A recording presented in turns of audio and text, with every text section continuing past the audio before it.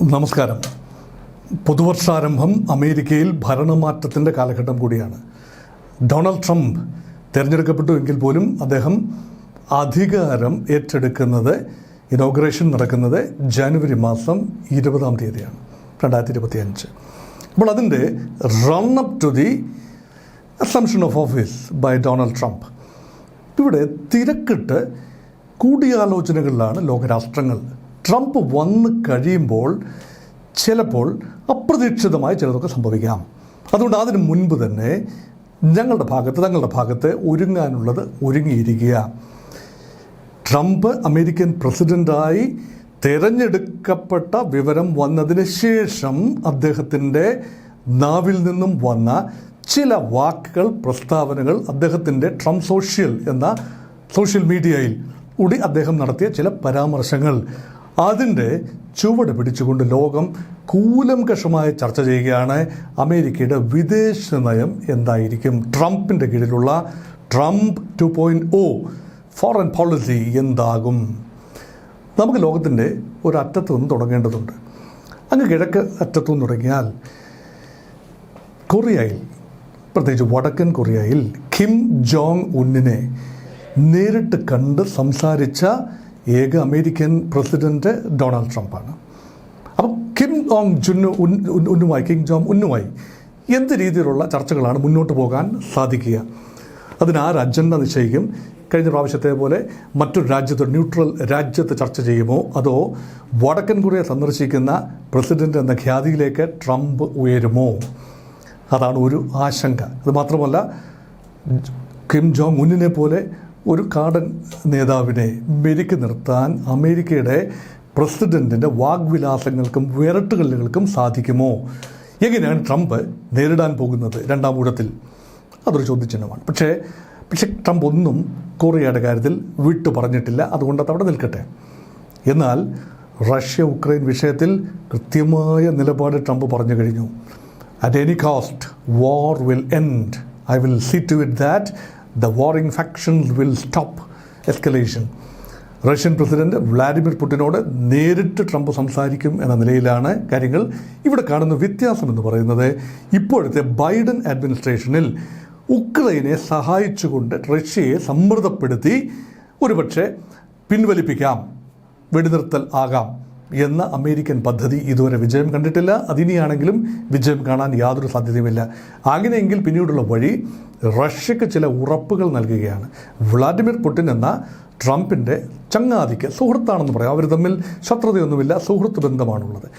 ആ ബന്ധം ഉപയോഗിച്ചുകൊണ്ട് തന്നെ യുദ്ധം അവസാനിപ്പിക്കാനുള്ള ഫോർമുല വെക്കുക.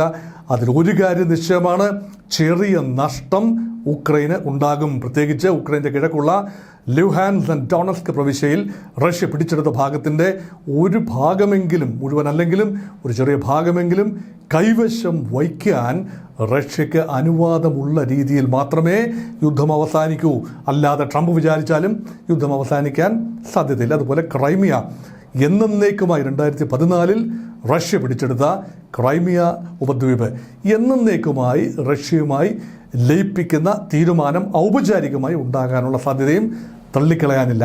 എന്നാൽ ഉക്രൈന് ചില ഉറപ്പുകൾ കൊടുക്കും. റഷ്യയിൽ നിന്നും ആക്രമണ ഭീഷണി ഇല്ല എന്ന് ഉറപ്പ് കൊടുക്കും. അതുമാത്രമല്ല, ഉക്രൈൻ തിരിച്ചു കൊടുക്കേണ്ട ഉറപ്പുകളിൽ ഒരു കാരണവശാലും യൂറോപ്യൻ യൂണിയനിൽ തങ്ങൾ ചേരില്ല, പ്രത്യേകിച്ച് നെയ്റ്റോ എന്ന അമേരിക്കൻ അനുകൂല സായുധ സംഘടനയിൽ തങ്ങൾ ചേരില്ല, റഷ്യക്ക് ഒരു സുരക്ഷാ ഭീഷണിയും തങ്ങളാൽ സൃഷ്ടിക്കപ്പെടില്ല എന്ന ഉറപ്പും കൊടുക്കാൻ സാധിക്കും. ട്രംപ് ആഗ്രഹിക്കുന്നത് ട്രംപിൻ്റെ മധ്യസ്ഥതയിൽ ആ വിഷയം പരിഹരിക്കണമെന്നാണ്. അതിനുള്ള വലിപ്പം, റഷ്യ ഉൾപ്പെടുന്ന ഒരു തർക്കത്തിൽ മധ്യസ്ഥത വഹിക്കാനുള്ള ഒരു വലിപ്പം അമേരിക്കയ്ക്ക് എന്നല്ല ഏതെങ്കിലും ഒരു രാജ്യത്തിനുണ്ടോ എന്ന് തർക്ക വിഷയമാണ്. പുടിൻ അത് അനുവദിക്കുമോ, അംഗീകരിക്കുമോ എന്നറിയില്ല. പക്ഷേ ഒരു ട്രംപ് ടച്ച് ഉറപ്പായും ഉണ്ടാകും എന്ന നിലയിലാണ് കാര്യങ്ങൾ. അതിനു മുൻപ് തന്നെ ഉക്രൈൻ ഒന്ന് രാഗിച്ചീക്കും വെടുപ്പാക്കി വെക്കാനുള്ള ഒരു ശ്രമത്തിലാണ് ഇപ്പോൾ ബൈഡൻ അഡ്മിനിസ്ട്രേഷൻ്റെ അവസാന ലെഗിൽ ഇപ്പോൾ നമ്മൾ കണ്ടുകൊണ്ടിരിക്കുന്നത്. ഉക്രൈൻ അവിടെ നിൽക്കട്ടെ, മധ്യ പൗരസ്ത്യ പ്രദേശത്തേക്ക് വരികയാണ്. ഇസ്രയേൽ ഇറാൻ വിഷയത്തിൽ ട്രംപ് അൾട്ടിമേറ്റം കൊടുത്തിരിക്കുകയാണ്. ഹമാസിന് അൾട്ടിമേറ്റം കൊടുത്തിരിക്കുകയാണ്. രഹസ്യമായി ഇസ്രയേലിനും അൾട്ടിമേറ്റം കൊടുത്തിട്ടുണ്ട് എന്നാണ് മനസ്സിലാക്കുന്നത്. ഹമാസിന് കൊടുത്ത അൾട്ടിമേറ്റത്തിൽ നിങ്ങൾ ബന്ദികളെ മോചിപ്പിക്കൂ, യുദ്ധം അവസാനിപ്പിക്കൂ. ഇസ്രയേലിനോട് ഏതാണ്ട് അതുപോലെ തന്നെയാണ് പറഞ്ഞിരിക്കുന്നത്. പരസ്പരമുള്ള ബന്ദികളുടെ കൈമാറ്റം, ഇസ്രയേൽ തടവിലുള്ള പലസ്തീനിയൻസിൻ്റെ കൈമാറ്റവും, എത്ര പേരെന്നതിൽ നെഗോസിയേറ്റഡ് സെറ്റിൽമെൻറ്റാണ്. അപ്പം അവിടെ ഇപ്പോൾ മധ്യസ്ഥത വഹിക്കുന്നത് ഖത്തറും ഈജിപ്തുമൊക്കെയാണ്. ഒരുപക്ഷെ അമേരിക്കയുടെ നേരിട്ടുള്ള ഒരു മധ്യസ്ഥ ശ്രമത്തിന് ഇസ്രായേൽ ഒരുപക്ഷെ വഴങ്ങും. ഹമാസിൻ്റെ ഭാഗത്തു നിന്നും മറ്റ് അറബ് രാജ്യങ്ങളുടെ ഭാഗത്തു നിന്നും വഴങ്ങുമോ എന്നത് ഒരു ചോദ്യചിഹ്നമാണ്. അത് മാത്രമല്ല, ഒരു കാരണവശാലും ഇറാൻ എന്ന രാജ്യത്തെ നെഗോഷിയേറ്റിംഗ് ടേബിളിലേക്ക്, ഒരു തർക്ക വിഷയത്തിലെ കക്ഷി എന്ന നിലയിലേക്ക് അടുപ്പിക്കാൻ ട്രംപ് തയ്യാറാവില്ല. കട്ടായം ഇറാനെ ഒഴിവാക്കി നിർത്തിക്കൊണ്ടുള്ള ഒരു പശ്ചിമേഷ്യൻ സമാധാന ചർച്ചയാണ് ട്രംപിൻ്റെ കാലത്ത് പ്രതീക്ഷിക്കാവുന്നത്. ഇനി ഇറാനുമായി ബന്ധപ്പെട്ട ന്യൂക്ലിയർ വിഷയത്തിൽ ഇറാൻ വളരെ വലിയ പ്രതിരോധത്തിലാണ്. എങ്ങനെയെങ്കിലും E3 എന്ന് പറയുന്ന 3 യൂറോപ്യൻ രാജ്യങ്ങളുമായി സംസാരിച്ച് ആണവ വിഷയത്തിൽ ഒരു ധാരണയുണ്ടാകുക, തങ്ങൾ ആണവായുധങ്ങൾ ഉൽപ്പാദിപ്പിക്കില്ല, ഉപയോഗിക്കില്ല എന്ന ഒരു ധാരണ. ആ ധാരണ എത്തിച്ചേരാനാവുമോ ജനുവരി 13 ജനീവയിൽ വെച്ച് നടക്കുന്ന മീറ്റിങ്ങിൽ എന്നാണ് ലോകം ഉറ്റുനോക്കുന്നത്.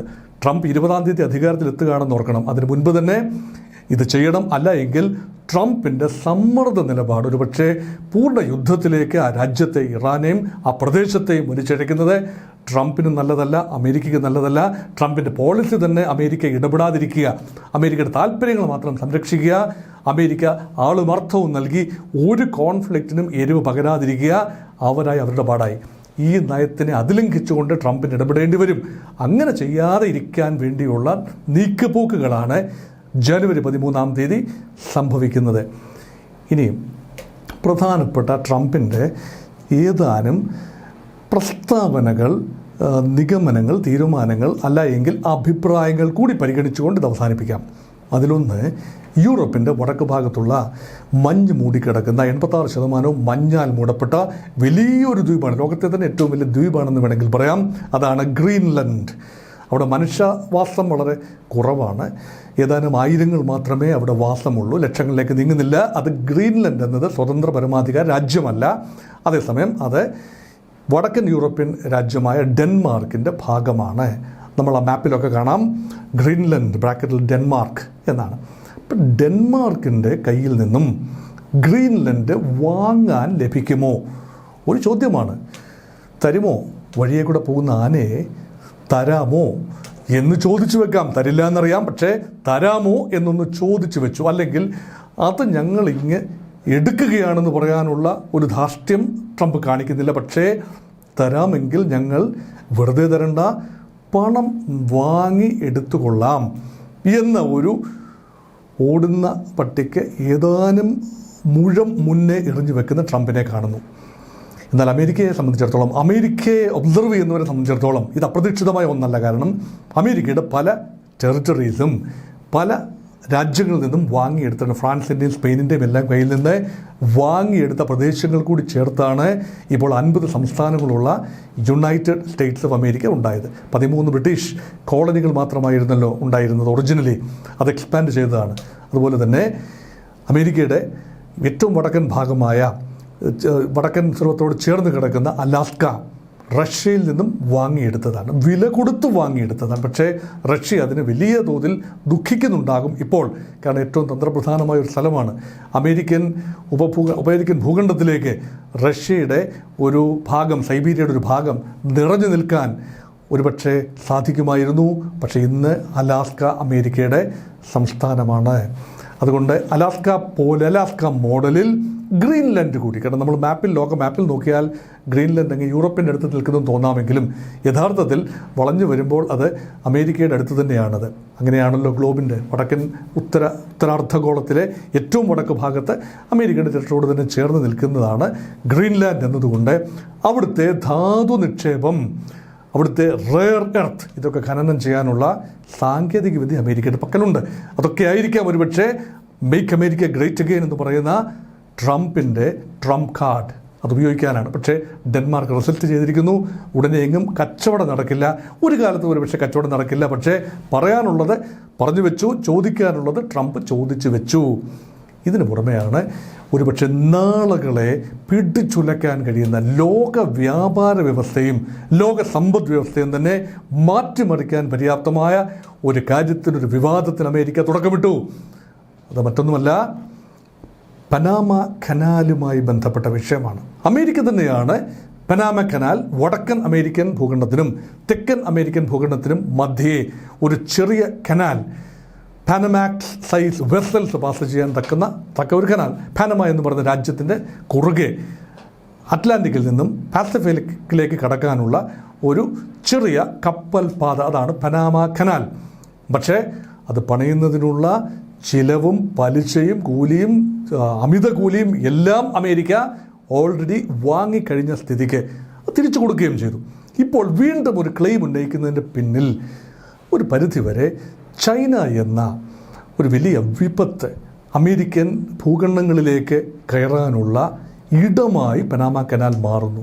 അപ്പം ചൈനീസ് വെസൽസിന് ആക്സസ് കൊടുക്കാതിരിക്കുക. പനാമ എന്ന രാജ്യത്തിൻ്റെ ദേശസാൽകൃത പ്രദേശമാണെങ്കിൽ ആ കനാലിലൂടെ യഥേഷ്ടം ഏത് രാജ്യത്തിൻ്റെയും കപ്പലുകൾക്ക് സഞ്ചരിക്കാം. അമിതമായ ചാർജ് ഈടാക്കുന്നു എന്നാണ് ഇപ്പോൾ ട്രംപ് പറയുന്നത്. പനാമ അതിഭീമമായ ചാർജാണ് കപ്പലുകൾക്ക് ഈടാക്കുന്നത്.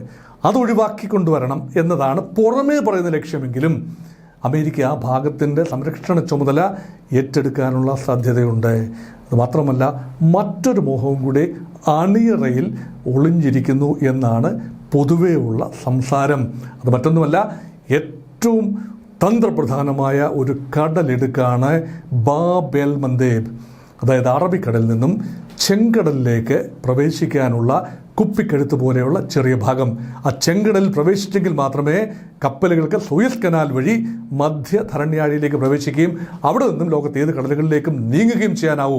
അങ്ങനെ ലോക വ്യാപാരത്തിൻ്റെ ഏതാണ്ട് 20% കടന്നു പോകുന്ന ബാബ് എൽ മന്ദേബ് അല്ലെങ്കിൽ ഹോർമൂസ് കടലിടുക്കിന് ചുറ്റുമുള്ള ഭാഗം, ആ ഒരു ഭാഗത്തെ വളരെ വലിയ അമേരിക്കൻ സൈനിക സാന്നിധ്യമുണ്ട്. ഇപ്പോൾ തന്നെ ബ്രിട്ടീഷ് കപ്പലുകളും അമേരിക്കൻ കപ്പലുകളും അരങ്ങു വഴുന്ന അവിടേക്ക് കൂടുതൽ കപ്പലുകൾ അയക്കും. കാരണം ഹൂതികൾ അമേരിക്കൻ, ബ്രിട്ടീഷ്, ഫ്രഞ്ച് കപ്പലുകൾക്ക് പുറമെ ഇസ്രയേലുമായി ബന്ധമുള്ള രാജ്യങ്ങളുടെ കപ്പലുകൾ വരെ ആക്രമിച്ചു കൊണ്ടിരിക്കുന്നു. ഹൂതികളുടെ വിഷയത്തിന് ഇസ്രയേലുമായി ചേർന്ന് ശാശ്വതമായ പരിഹാരമുണ്ടാക്കാൻ ട്രംപ് ഒരുപക്ഷെ ഇറങ്ങി തിരിച്ചേക്കാം. അതുകൊണ്ട് ട്രംപിൻ്റെ ഒരു വയലൻറ്റ് ഫേസ് ഒരുപക്ഷെ കാണാൻ സാധിക്കും ട്രംപ് അധികാരത്തിലെത്തിയാൽ. അതുകൊണ്ട് എല്ലാവരും they're all playing their cards very close to the chest. അവർ ഓരോ നീക്കവും നടത്തുന്നത്. ജനുവരിയിൽ ഈ 1-ാം ആഴ്ചയിൽ എല്ലാ രാജ്യങ്ങളും തന്നെ, സൗഹൃദ രാജ്യങ്ങളും ശത്രു രാജ്യങ്ങളും എല്ലാം തന്നെ ട്രംപിൻ്റെ വരവിനെ മുൻകൂട്ടി കണ്ടുകൊണ്ട് പ്രിയംപ്റ്റ് ചെയ്തുകൊണ്ട് തന്ത്രപ്രധാനമായ നീക്കങ്ങൾ കാഴ്ചവെക്കുന്നു. അതുമാത്രമല്ല, ഇന്ത്യയെ സംബന്ധിച്ചിടത്തോളം ആശങ്കയ്ക്ക് ചെറിയ വകയുണ്ട്. കാരണം വ്യാപാരം, ട്രംപ് വന്നാൽ എല്ലാം ശരിയാകും അല്ലേ, ഇതാ ട്രംപ് വരുന്നു, ഇനിയിപ്പോൾ എല്ലാം ശരിയായി. അതൊരു തരം ഉപരിപ്ലവമായ ചിന്തയാണ്. ഇന്ത്യയുടെ വ്യാപാരം, അമേരിക്കയുമായിട്ടുള്ള വ്യാപാരത്തിന് നിബന്ധനകൾ ഉണ്ടാകുമോ, ഇളവുകൾ ഉണ്ടാവില്ല എന്നറിയാം. പക്ഷേ കൂടുതൽ തീരുവകൾ, ഇറക്കുമതി ചിലവുകൾ ചുമത്തുമോ, അടവശിഷ്ട നില ഇന്ത്യക്ക് വളരെ മോശമായി മാറുമോ, ചൈനയിൽ നിന്നുള്ള ഉൽപ്പന്നങ്ങളെ ഇറക്കുമതി ചെയ്യുന്നത് നിരുത്സാഹപ്പെടുത്തുന്നത് പോലെ തന്നെ ഇന്ത്യൻ ഉൽപ്പന്നങ്ങളുടെ ഇറക്കുമതിയും വളരെ വലിയ തോതിൽ നിരുത്സാഹപ്പെടുത്താനുള്ള എല്ലാ സാധ്യതയുമുണ്ട്. ട്രംപ് മുഖം നോക്കിയല്ല കാര്യങ്ങൾ തീരുമാനിക്കുന്നത്. ചൈന അമേരിക്ക വിരുദ്ധമാണ്, ഇന്ത്യ അമേരിക്ക വിരുദ്ധമല്ല പൊതുവെ നോക്കുമ്പോൾ. പക്ഷേ business is business, after all business is business. അപ്പോൾ ചൈനയിൽ നിന്നാണെങ്കിലും ഇന്ത്യയിൽ നിന്നാണെങ്കിലും വലിയ തോതിൽ അമേരിക്കയിലേക്ക് ഉൽപ്പന്നങ്ങൾ കയറ്റി അയക്കുന്നതും അവിടെ ഇറക്കുമതി ചെയ്യപ്പെടുന്നതും ഡംപ് ചെയ്യപ്പെടുന്നതുമായ അന്തരീക്ഷമുണ്ടാവില്ല. അത് ഒരുപക്ഷെ ട്രംപ് ഉറപ്പുവരുത്തുമ്പോൾ നഷ്ടം സംഭവിക്കുന്നത് ചെറിയ തോതിലെങ്കിലും വലിയ തോതിൽ ചൈനയ്ക്കും ചെറിയ തോതിൽ ഇന്ത്യക്കും നഷ്ടം സംഭവിക്കാനുള്ള സാധ്യത മുൻകൂട്ടി കാണേണ്ടതുണ്ട്. ഇതിനെല്ലാം പുറമെയാണ് കുടിയേറ്റ വിഷയം. ട്രംപിൻ്റെ ഏറ്റവും പ്രധാനപ്പെട്ട ട്രംപ് കാർഡ് എന്ന് പറയുന്നത് കുടിയേറ്റ വിഷയമാണ്. കുടിയേറ്റ വിഷയത്തിൽ കർശനമായ നിലപാട് സ്വീകരിക്കുന്ന ഡൊണാൾഡ് ട്രംപിന് ലഭിച്ച മാൻഡേറ്റ് ആണ് അമേരിക്കൻ പ്രസിഡന്റ് പദവിയിലേക്ക് ട്രംപിനെ എത്തിച്ചത്. അതുകൊണ്ട് മെക്സിക്കോ അതിർത്തി വേലി കെട്ടി അടയ്ക്കും എന്ന പ്രഖ്യാപനം ഇപ്പോൾ നിലനിൽക്കുന്നു. കുറേയൊക്കെ വേലി കെട്ടി, ബാക്കി കൂടി കെട്ടാനുള്ള സാധ്യതയുണ്ട്. എത്ര പേരെ തിരിച്ചുവിടാം? 50 ലക്ഷത്തോളം അഭയാർത്ഥികളാണ്, അല്ലെങ്കിൽ അനധികൃത കുടിയേറ്റക്കാരാണ് അമേരിക്കയുടെ എസ്റ്റിമേറ്റുകളിൽ കാണുന്നത്. അതിൽ 18,000-ഓളം പേര് ഇന്ത്യൻ വംശജരാണ്, ഇന്ത്യക്കാരാണ്. അവരെ ഇന്ത്യയിലേക്ക് ഒറ്റയായിട്ടോ ബാച്ചുകളായോ തിരിച്ചയക്കാൻ എല്ലാ സമ്മർദ്ദവും ട്രംപിൻ്റെ ഭാഗത്തുണ്ടാകും. മാത്രമല്ല വലിയ തോതിൽ മെക്സിക്കോയിൽ നിന്ന് കുടിയേറിയ ആളുകളെ കുടിയേറിയെന്ന് പറയാനാവില്ലല്ലോ, നുഴഞ്ഞു കയറിയ ആളുകളെ തിരിച്ചെത്തിക്കണം. അതേസമയം H-1B വിസയുടെ കാര്യത്തിൽ ടെക്നോക്രാറ്റുകൾ അമേരിക്കയിലേക്ക് കടന്നു വരുന്ന ആ ഒരു കാര്യം ട്രംപും ഇലോൺ മസ്കും ഒക്കെ പ്രതീക്ഷയോടുകൂടി തന്നെയാണ് കാണുന്നത്. റിപ്പബ്ലിക്കന്മാരുടെ ഒരു തീവ്ര ലോബി അതിനെതിരെ പ്രവർത്തിക്കുന്നുണ്ടെങ്കിലും അതിനെ അതിലംഘിച്ചുകൊണ്ട് ട്രംപിന് ഒരു പച്ചക്കൊടി കാണിക്കാനാവും. നിലവാരമുള്ളവർ കടന്നു വരട്ടെ, let them help us build America great again എന്നുള്ള ട്രംപിൻ്റെ പോളിസി. അതേസമയം കൂലിത്തൊഴിലാളികൾ, manual labourers, unskilled labourers, they are not welcome. ഭാഗ്യാന്വേഷികൾ, they are also not welcome. കൊള്ളാവുന്നവരിങ്ങ് പോരട്ടെ. അതായത് ഒരുതരം കോൺസെൻട്രിക് ഗ്രോത്ത് അല്ലെങ്കിൽ ബ്രെയിൻ ഡ്രെയിൻ ഒക്കെ പറയുന്ന കാര്യങ്ങളാണ്. ആ ഒരു രീതിയിലേക്ക് ട്രംപ് അഡ്മിനിസ്ട്രേഷൻ നീങ്ങാനുള്ള സാധ്യതയാണ്. നേരിട്ടുള്ള മഹായുദ്ധങ്ങളിലേക്കല്ല, മറിച്ച് തന്ത്രപരമായ സാമ്പത്തികമായ ചില ക്രമീകരണങ്ങളിലേക്ക് നീങ്ങും. അതിനു മുമ്പേ ഉള്ള സ്ട്രക്ചറൽ അഡ്ജസ്റ്റ്മെൻറ്റുകളാണ് ലോകം ഈ ആഴ്ചയിൽ ചെയ്തുകൊണ്ടിരിക്കുന്നത്.